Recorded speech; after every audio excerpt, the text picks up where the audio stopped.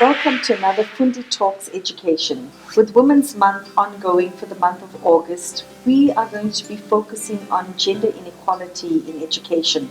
And I have two beautiful women at the FundiTableTalks today. Sivu representing Fundi and I guess professionals and academics. And I've got Dr. Robyn Whittaker. Now, when it's Women's Month, generally you want to talk happy stuff, right, and celebrate Women's Month. But I couldn't help but look at all of the data around the world about the fact that gender inequality is still very pervasive. You know, we've had democracy and all the fancy stuff happen over so many years, but yet very little has been done to close the gap between men and women. Inequality. I think that the gender inequality conversation really needs to be seen within a larger context of really our societal approach to equality per se.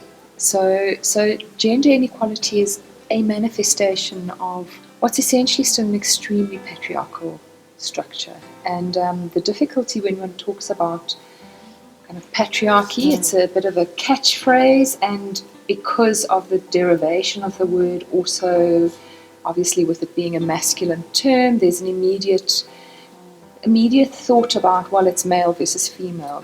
But actually, at the base of it, patriarchy really is about power, and it's about power constructs. And I think the gender power construct really rests within a deeper system that is about control, power, who has it, who gets to keep it. And so the gender debate should be seen alongside the race debate, the class debate, etc.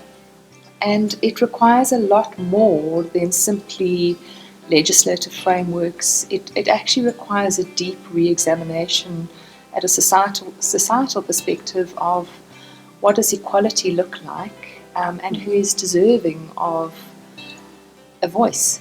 And so, yes, we see it play out in the statistics where it's extremely apparent.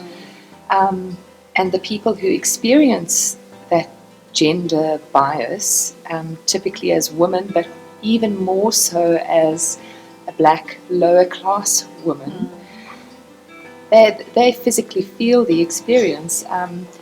For the people who sit in the positions where they actually have power, they don't feel the experience, and therefore there isn't necessarily the same push to deconstruct the framework that it's happening within. And so, yeah, I think in terms of addressing the issue, we almost need to go back to foundations around creating awareness and creating opportunities for experience and understanding of what being on the other side of the sheet feels like, so that there's a real, a genuine will to engage with this topic. That's deep. Yeah. You come from a neuroscience and a psychological perspective. Any views on Robyn's point? I think Robyn is really on point in that you often find that there are many lenses as you peel the onion, so to speak, the onion of gender inequality.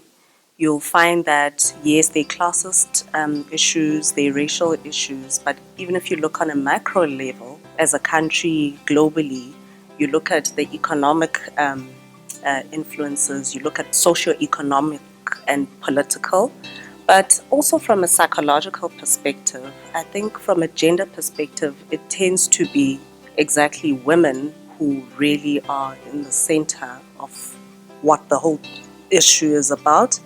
And the types of challenges or responsibilities that, let's say, women or females tend to take upon themselves, responsibilities of home life, work life, children, depending what kind of spheres we play in. So from a psychological perspective,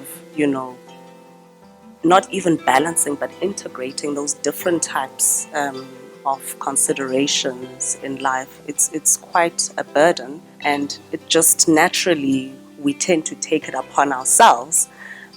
Not to say that in general terms men are irresponsible or don't have the responsibility, but there's definitely a perpetuated societal view that women are those primary caregivers who should care about those sorts of things.